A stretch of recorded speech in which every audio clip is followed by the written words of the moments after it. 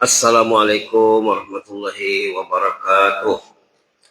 Bismillahirrahmanirrahim. Alhamdulillahirabbil hamdan katsiran thayyiban mubarakan fih. Hamdan yuwafi ni'amahu yukafi wa mazidahu ya rabbana lakal hamdu kama yanbaghi li jalali wajhikal karim azimi sultanik. Wassalatu wassalamu ala sayyidina wa habibina wa syafiina maulana Muhammad wa ala alihi wa sahbihi tasliman katsiran katsiran. عدد خلقه تعالى ورضا نفسه وزنة عرشه ومداد كلماته كما يحب ربنا ويرضى. اللهم إنا على ذكرك وشكرك وحسن عبادتك. Alhamdulillah, sahabat, jemaah, ketemu Allah yang dirahmati Allah sekalian. Orang yang berada di rumah Allah itu ketemu Allah. Insya Allah kalau istiqomah sampai ke ujung usia, istiqomah mencintai rumah Allah, nanti dari kiamat akan jadi hamba pilihan Allah bersama 7 golongan yang diselamatkan nanti di sana. Dalam satu hadis sahih, semua kita sering dengar hadisnya, ada 7 kelompok manusia yang akan diurus malaikat nanti di sana. Satu di antaranya pencinta masjid, ada 7 Pak ya, pemimpinnya adil, yang membawa rakyatnya ke surga. Anak yang taat dari kecil anak itu taat, tamat SD, sekolah menengah bawah, menengah atas, kuliah, dia taat dari kecil. Orang yang mencintai masjid, orang yang saling mencintai karena Allah, orang yang rajin bersedekah sehingga tangan kirinya tidak tahu sebanyak mana yang disedekahkan tangan kanannya. Orang yang menyelamatkan dirinya pada bahaya, bujuk rayu wanita ingin berbuat jahat. Dia bilang, ini akhafullah, saya tidak mau, saya takut kepada Allah. Yang ketujuh, orang yang bangun dia di malam hari, contohnya di siang hari juga boleh nangis dia. Apalagi bulan Ramadan ini bulan yang kita artinya banyak menangis. Sebelum makan sahur kita bangun setengah jam, 1 jam, baca Quran, baca selawat, baca zikir, baca istighfar, nangis, keluar air matanya. Inilah bulan Ramadan kita tempat berlatih menangis. Kalau kita sempat menangisi dosa, maksudnya bukan menangis begitu saja. Menangisi dosa, menangisi nasib dirinya, istrinya. Istri di bawah jagaanku, istri di bawah tanggunganku, anak-anak tanggung jawabku semuanya. Nanti Allah akan menanya, anakku macam mana? Menangis dia memikirkan dirinya, keluarganya, nasib. Umat rajulun zakarallahu khalian fafadhal aina. Dalam hadis itu rajulun zakarallahu khalian fafadhal aina, orang yang berzikir kepada Allah menyendiri, siang kah atau malam, tapi sebaiknya malam karena malam itu lebih fokus, lebih tenang. Duduk dia tak di atas sejadah, dia baca Quran 1 halaman 2 halaman, dia baca Yasin, dia baca surah-surah yang menggugah hatinya. Tadi kita bersama surah Nazi'at. Surah Nazi'at ini kalau diperhatikan bisa keluar air mata ya, insya Allah Pak ya. Lalu keluar air matanya. Air mata yang keluar itu akan menghanyutkan dosa, insya Allah. 70 tahun, 60 tahun, 50 tahun, 50, 67 tahun, 50, 60, 70, bersih hanyut. Baiklah Pak ya. Kita masih kaitkan tazkirah ringkas kita dengan sorotan tazkirah pra-tarawih tadi malam dan kemarin malam. Kemarin malam tentang ghibah. Tentang ghibah ya. Tentang ghibah ini kemarin tidak sempat bacakan teks hadisnya. Ini kita bacakan dulu supaya jadi renungan ya. Bismillahirrahmanirrahim. Pernah Nabi Muhammad bertanya sahabat, hadisnya hadis riwayat Imam Muslim, hadis sahih, atadruna mal muflis, tahu kamu siapa si muflis? Kemarin sudah dibilang, kalau di bahasa Melayu pakai muflis, kalau buka kamus Melayu jumpa muflis. Kalau di KBBI mungkin ada, tapi tidak menyerap dalam masyarakat. Kita pakailah muflis, orang yang tekor, Dia agama ini macam bisnis, Pak. Untungnya pahala, kerugiannya dosa. Si muflis ini banyak dosa dari pahala. Apalagi yang terkait dengan orang lain, yang melukai hati orang, yang merugikan orang. Semuanya akan dibayar pada sisi Allah. Di dunia dia lupa atau dia melupakan utangnya sama orang. Oh, di sana tidak ada lupanya. Nah, tengok ayat dalam surah Toha contohnya. La yadhillu rabbi wa la yansa. Allah tidak pernah lupa. Subhanallah. Tengok ayat dalam surah Toha. Ayat berapa? Ayat 52 halaman 315. La yadhillu rabbi wa la yansa. Tutur kata ghibah kita. Tutur kata yang melukai hati orang. Sampai sama orang atau tidak. Tapi ada dalam catatan Allah. La yadhillu rabbi wa la yansa. Allah tidak pernah tersilap, tidak pernah lupa. Jadi nanti berurusan di sana, Pak. Jadi ditanya oleh Rasulullah pada sahabat, tahu kamu muflis? Tahu kamu si muflis? Kata Rasulullah. Qalu, kata sahabat, si muflis yang kami tahu, man la dirham wala mata. Man la dirham wala mata. Tidak ada uangnya, tidak ada barang. Tidak ada barang kepunyaannya. Duit tidak ada, apapun tak ada. Subhanallah. Kata Rasulullah bukan itu maksudnya. Qal innal muflis, kata Nabi, min ummati ya'ti yaumil qiyamah. Si muflis itu nanti dari kiamat dia banyak pahala sholatnya, zakatnya, ibadatnya. Kaya dia di segi pahala. Tetapi dia pernah mencerca, mencela, pernah menuduh berbuat jahat, pernah mengambil harta orang, pernah mungkin membunuh, pernah memukul, pernah menyakiti. Lalu semua orang yang tersakiti berurusanlah dengan dia nanti di sana. Akhirnya apa? Habis pahalanya. Habis pahalanya. Kemudian apa yang berlaku? Pahala sudah habis, utang masih banyak.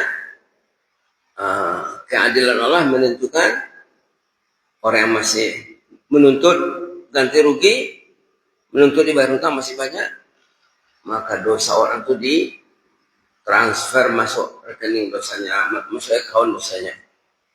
Belas muflis. Nauzubillah. Semua nauzubillah. Baik. Tadi malam pula ada terkait dengan hawa nafsu, Pak, ya. Kalau orang tua hawa nafsu tidak dijaga, dia kan muflis nanti di sana. Tanda-tanda orang yang muflis, dia gagal mengontrol, mengawal, menjaga nafsunya. Itu diantara suratan tazkirah Pratawih tadi malam tentang mengurus nafsu. Yang kita urus ini kata ulama, selain fisik, selain body, selain badan, kalbu, hati, mesti diurus. Kalau hati tak terurus, semua tak ada yang terurus nanti. Maaf ya. Berikutnya nafsu. Nafsu juga perlu diurus. Dan seterusnya akal.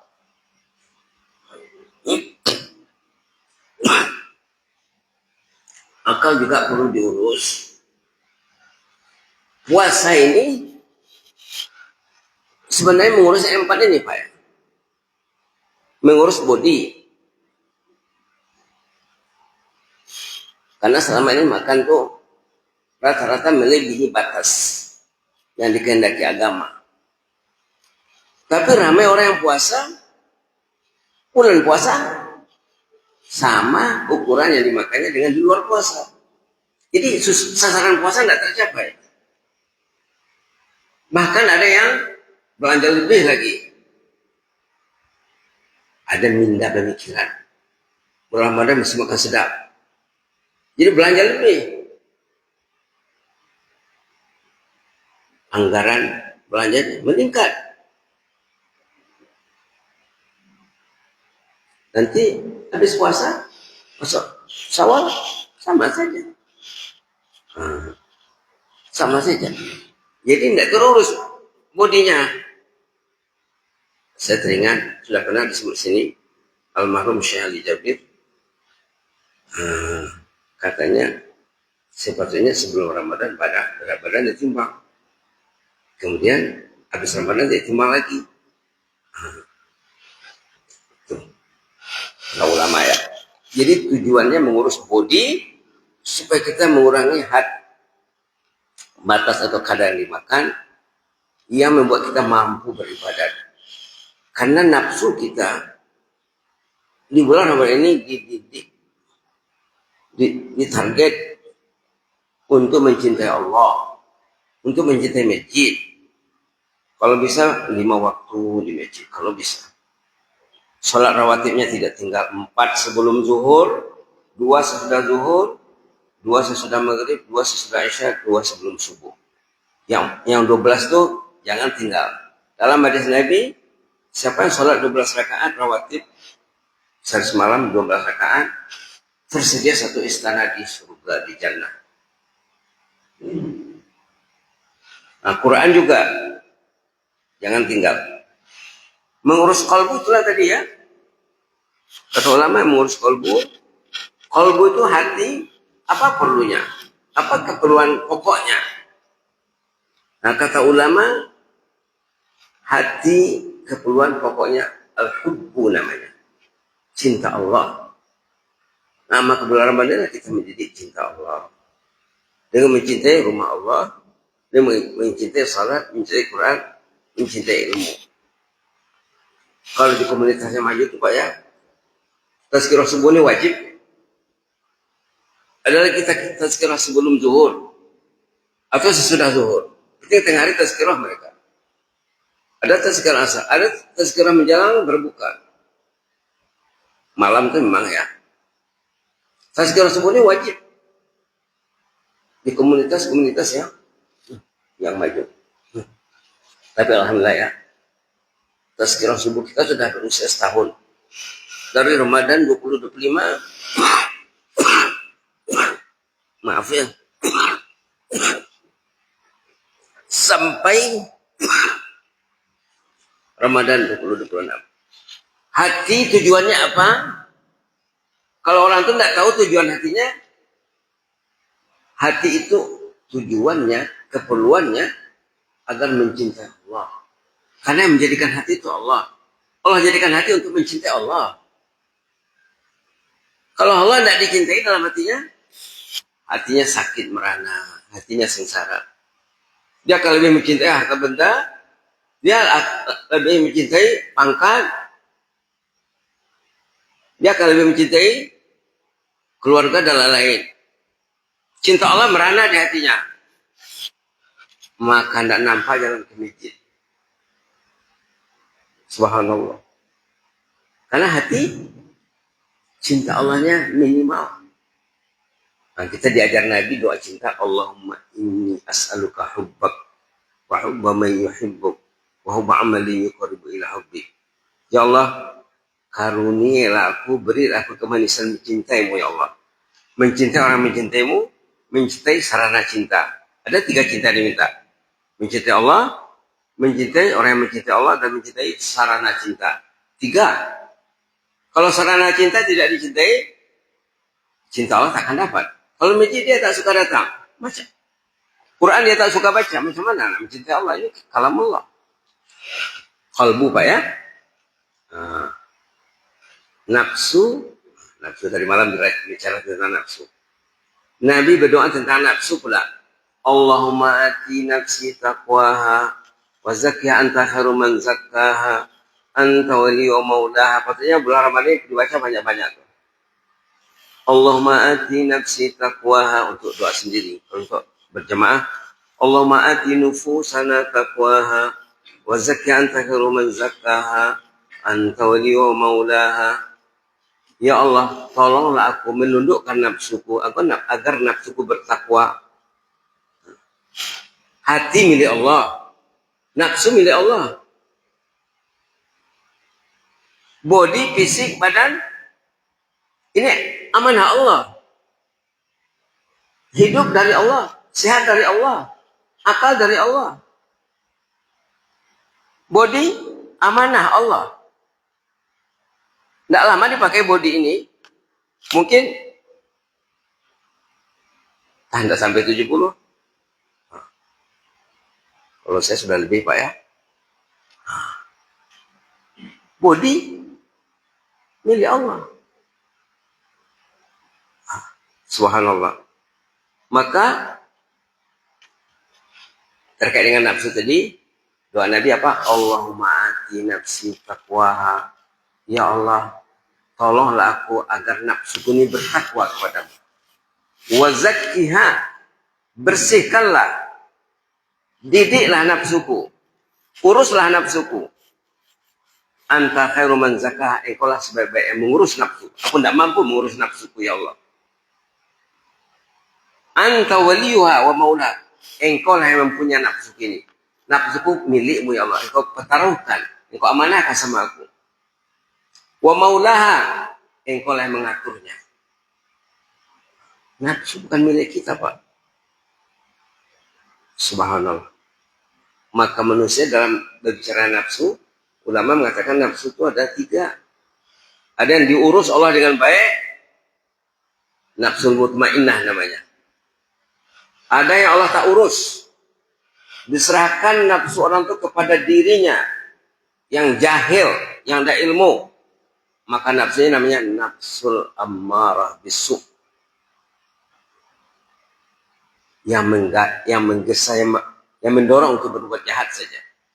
Mungkin dia tak puasa, puasa pun mungkin dia tak sholat pun mungkin tak ke masjid.